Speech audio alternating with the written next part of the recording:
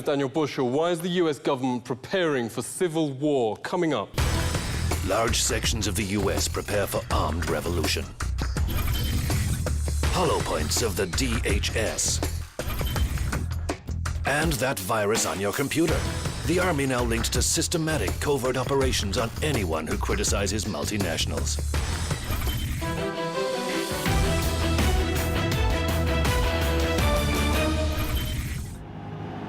The last Super Bowl was played right here.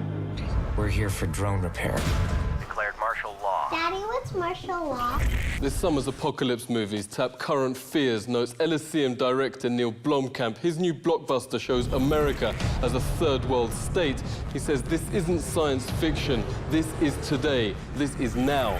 2 in 3 Americans now say the country is going the wrong direction. Half of them say it could require armed revolution. The New York Times notes America's prepping movement, people preparing for the worst, has now gone mainstream. Best-selling author Gerald Celente joins us. Thanks very much for coming on. You write the curtain's coming down on half a century of US dominance. Why do you say that? Fascism has come to America. I don't say that as an inflammatory statement. I use it as a statement of fact. The merger of state and corporate powers, by definition, is called fascism. And I could back up that fact with 4 simple words. Too big to fail. In capitalism, there is no too big to fail.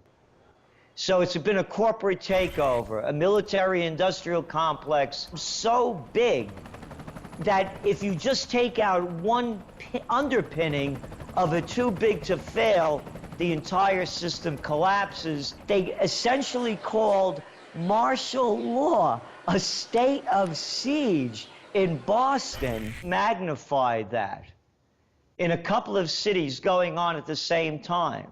You're going to see the entire nation break down. As long as the United States keeps waging war, the chances of retaliatory attacks grow greater. Hey, there was another drone strike. Another war being fought. There's a Bronx saying that we used to have as I was a kid. Payback's a bitch. The United States can't win a war, whether it's Iraq or Afghanistan, whether it's Libya or whether it was Vietnam. So the people have lost faith in the military aspect of the government, the policing aspects of the government. And so they realize on the economic end that they're on their own. Only the too big to fail are there to be saved. Yeah, too big to fail banks. People don't realize by law, own your deposits. You know, when they need them, they take them. If you have your money in your own possession, you don't have your money. Here, this is a fact. When 9/11 happened, I know this personally.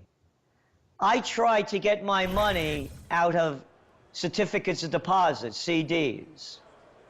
And I called up Fleet Bank. They're gone now. They fleeted away. I think Citigroup or one of them, Bank of America, bought them out. And I wanted my money transferred to my local bank. And they said, no, you can't get it. I got shafted by MF Global's scam when John Corzine brought down the company and they stole my money out of my segregated account. So the first thing is the golden rule. If you don't have any gold, you're not going to rule anything. You better have money, and in more than one denomination. And gold and silver is the popular denomination among neo-survivalists.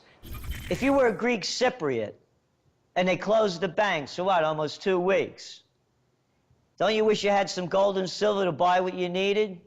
That was the canary in the mine shaft. America's canary has actually stopped singing, writes finance site Silver Bear. Your bank savings will be raided in the upcoming crash, quietly amidst this new government document, which suggests the collapse will be much worse than in 2009.